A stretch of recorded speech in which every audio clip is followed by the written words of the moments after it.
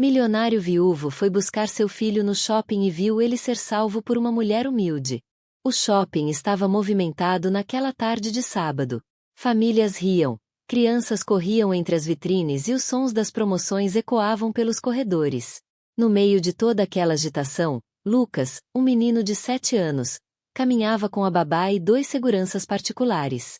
Era filho único de um renomado empresário, Eduardo Vasconcelos, um homem milionário que, desde a morte da esposa, cuidava do filho com todo o carinho do mundo. Lucas era esperto, curioso e, como toda criança, adorava brincar de esconde-esconde. Quando a babá se distraiu respondendo uma mensagem e os seguranças observavam distraidamente um grupo de adolescentes fazendo bagunça, o menino viu sua chance. Correu sorrindo até uma das saídas laterais do shopping, decidido a se esconder ali só por alguns minutos. Mas bastou atravessar as portas automáticas para tudo mudar. Do outro lado da rua, encostado em uma parede, um homem de aparência discreta e olhos atentos já observava Lucas há algum tempo. Sabia de sua rotina, dos dias em que ia ao shopping, dos horários. Esperava a oportunidade ideal para agir.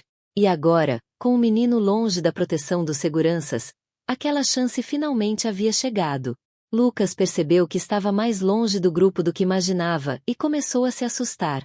Quando olhou para trás, viu o homem vindo em sua direção com passos apressados e olhar ameaçador. O instinto infantil falou mais alto. Ele correu, desesperado. Enquanto isso, Eduardo se aproximava do shopping com o coração apertado. Tivera um pressentimento estranho naquele dia, algo que não conseguia explicar. Pediu para o motorista acelerar. Desde a morte de sua esposa em um acidente trágico, ele vivia preocupado com o bem-estar do filho. Lucas era tudo o que lhe restava.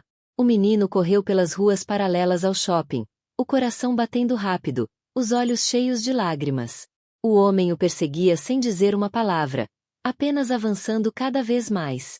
Lucas virou uma esquina e avistou uma figura diferente, uma mulher simples, com roupas velhas, empurrando um carrinho cheio de papéis e objetos recicláveis. Ela se chamava Rosa. Era catadora de materiais recicláveis e passava por ali todos os dias. Vivia com pouco, mas carregava no peito um coração enorme. Quando viu aquele menino correndo em sua direção, suado, com os olhos apavorados, entendeu que algo estava errado. "Moça, por favor, me ajuda. Tem um homem me seguindo", gritou Lucas, agarrando a borda do carrinho de Rosa.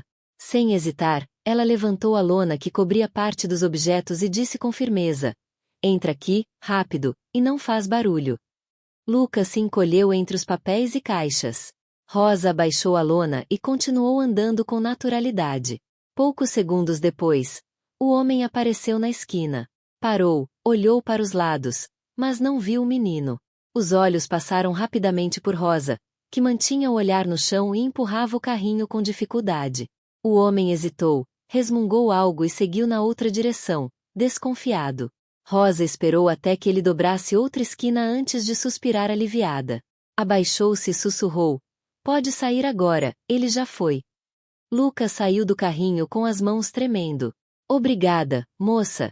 Eu achei que ele ia me pegar." Rosa pegou o menino pela mão e disse: "Vamos voltar pro shopping. Você precisa encontrar sua família."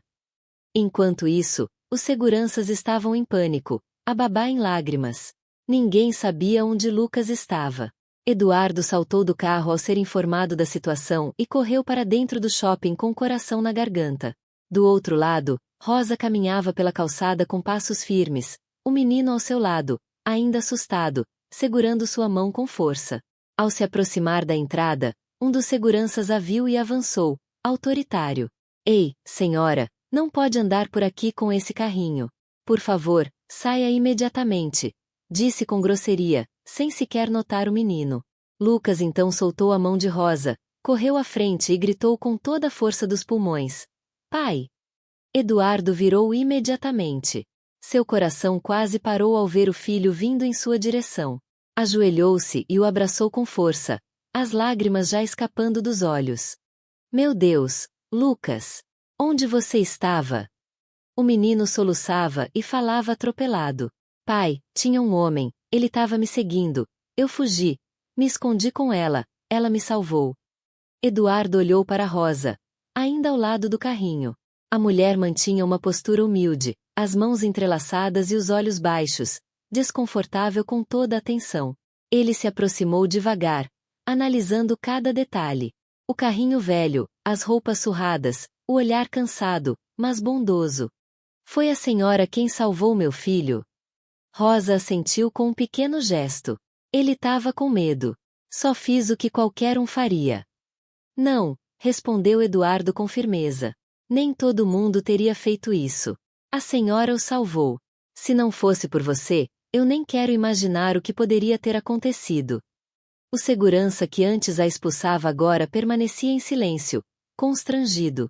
Eduardo lançou-lhe um olhar reprovador e depois voltou sua atenção à mulher que ainda parecia sem entender a gravidade do que acontecerá. Qual é o seu nome? Perguntou ele.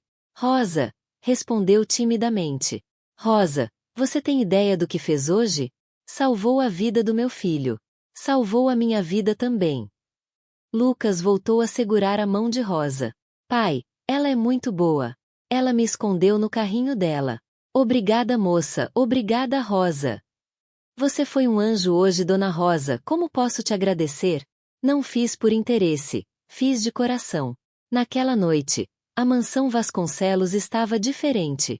Não era uma diferença visível, mas sentida no ar. Uma atmosfera de gratidão, de reverência, pairava sobre todos. Rosa, ainda com os pés sujos de poeira e as mãos calejadas, entrou pela porta principal hesitante, como se não se sentisse merecedora daquele espaço. Eduardo, ao seu lado, conduziu-a com gentileza. Pediu à governanta que preparasse um banho quente e separasse roupas limpas, confortáveis. Disse, com voz firme, mas doce, tratem esta mulher com o maior respeito. Ela é uma heroína. Enquanto Rosa tomava banho, as funcionárias da casa separavam roupas com cuidado, quase em silêncio, tocadas pela simplicidade daquela mulher que, até algumas horas antes, empurrava um carrinho pelas ruas.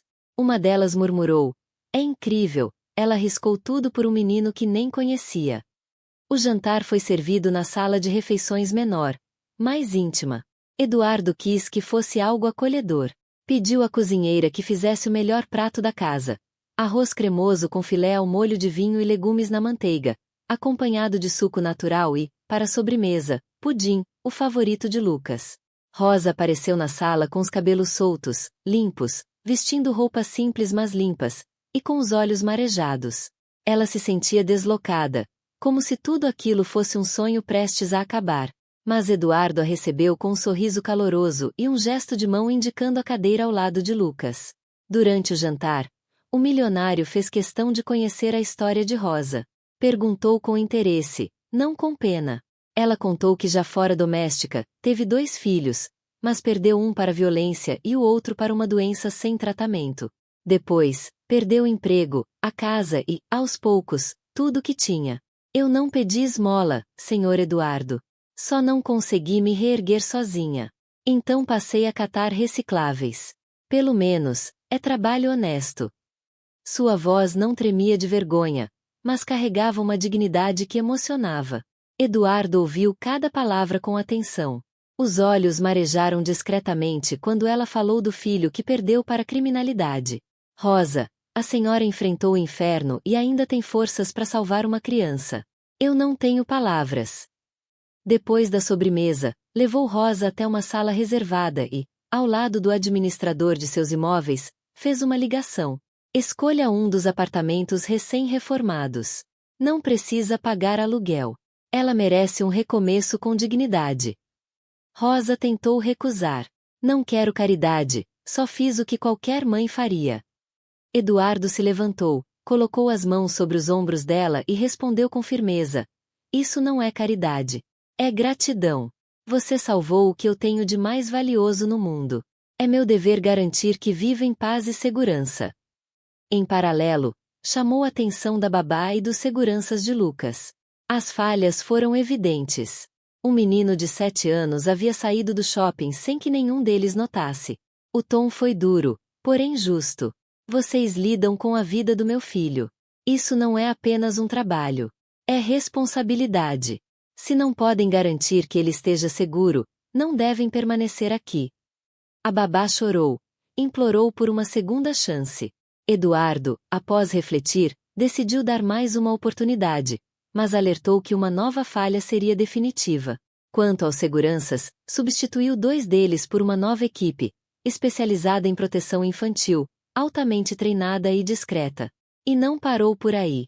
No dia seguinte, já com os nervos menos à flor da pele, Eduardo contratou um detetive particular, ex-agente federal, para investigar o homem que tentou sequestrar seu filho. Forneceu imagens das câmeras do shopping, acionou a polícia e ofereceu recompensa por informações. Enquanto isso, Rosa foi levada ao novo lar. Um pequeno apartamento em um bairro calmo, com jardim, varanda e tudo mobiliado. Ela chorou ao ver uma cama de casal com lençóis limpos, uma geladeira cheia e uma máquina de lavar que ela sempre sonhou ter. Na semana seguinte, Lucas insistiu para visitar Rosa. Levou flores e um desenho com a frase: "Você é meu anjo". Rosa pendurou o presente na parede da sala. Todos os dias, ao olhar para ele, lembrava-se de que sua vida, finalmente, havia tomado um novo rumo. Eduardo não apenas ajudou Rosa, mas aprendeu com ela. Percebeu que o valor das pessoas não está nas roupas que vestem ou no dinheiro que possuem, mas na força do coração que carregam. Começou a financiar projetos sociais para mulheres em situação de rua, dando oportunidade a outras Rosas espalhadas pela cidade. Sobre a tentativa de sequestro milionário, não iria descansar até encontrar aquele que quase sequestrou seu tesouro maior, seu filho. Não perca a segunda parte dessa história emocionante.